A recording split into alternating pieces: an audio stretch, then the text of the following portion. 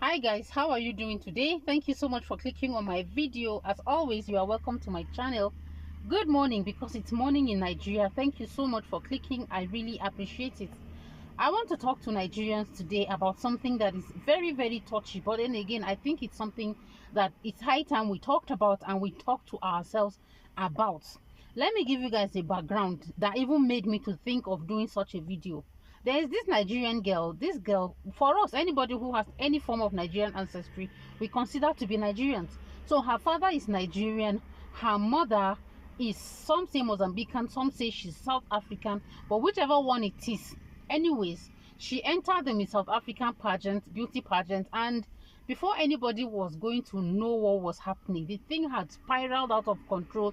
It became a matter of fraud. Then people who had their frustrations about Nigeria or Nigerians began to take it out on her.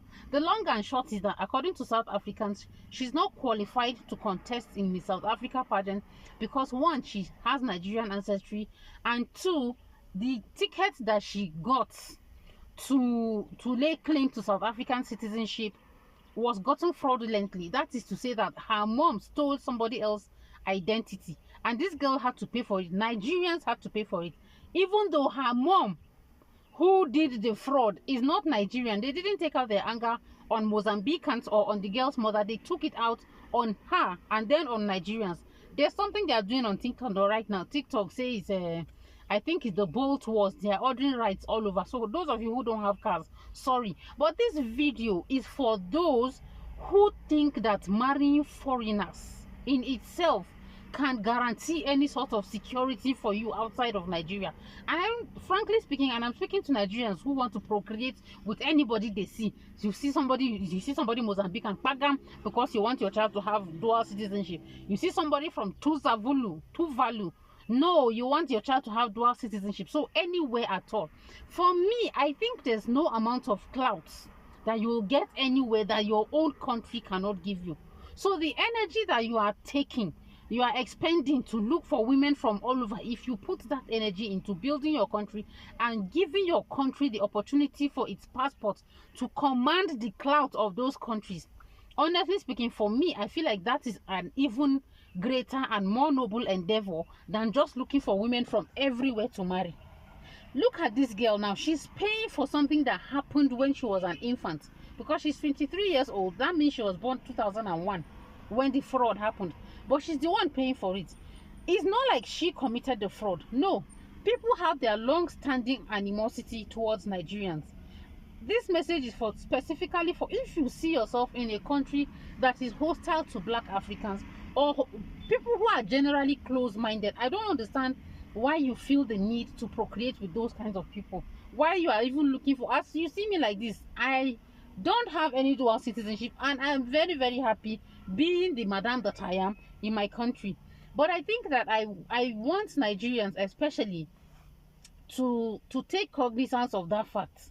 Do you understand? So that your child will not grow up and pay for sins that he knows nothing about, like this girl now. Do you know that this Chidima girl left South Africa and she has come to Nigeria, and the animosity is so much that they've not even left her alone. They are still saying, why did she leave South Africa? Why? Because they want, if they don't see that girl's blood, they will not be happy.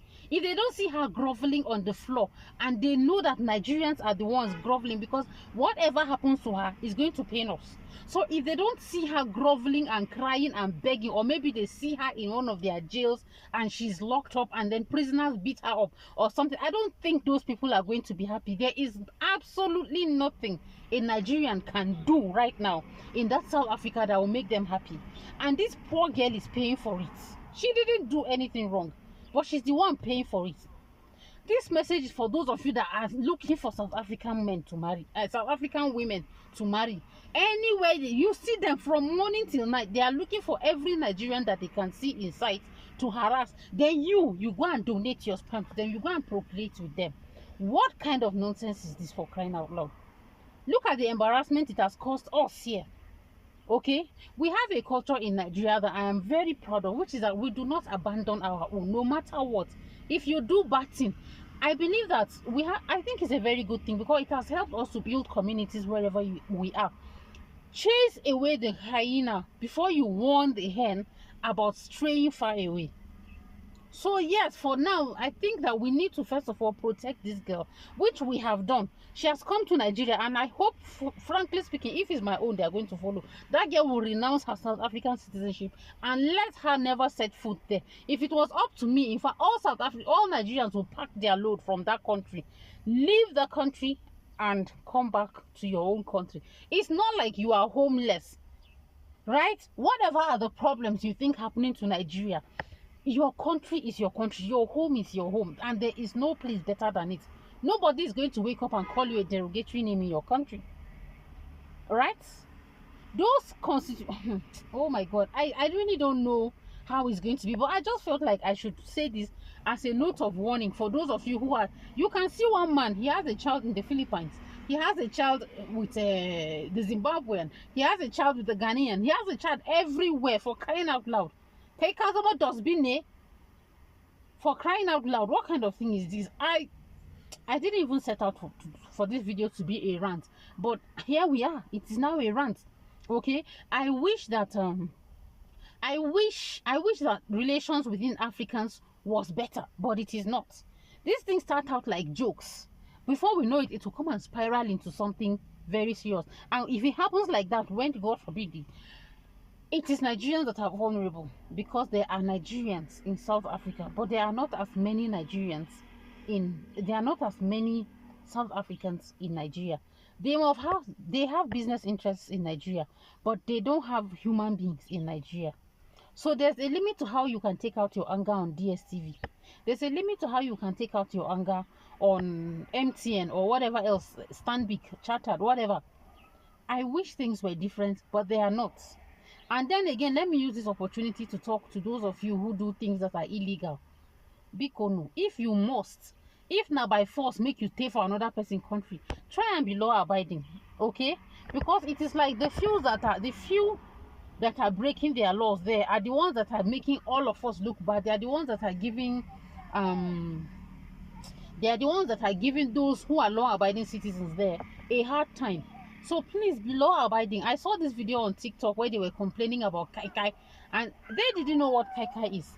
Kai kai is not an illegal drink in Nigeria. So for me, their position stemmed from ignorance.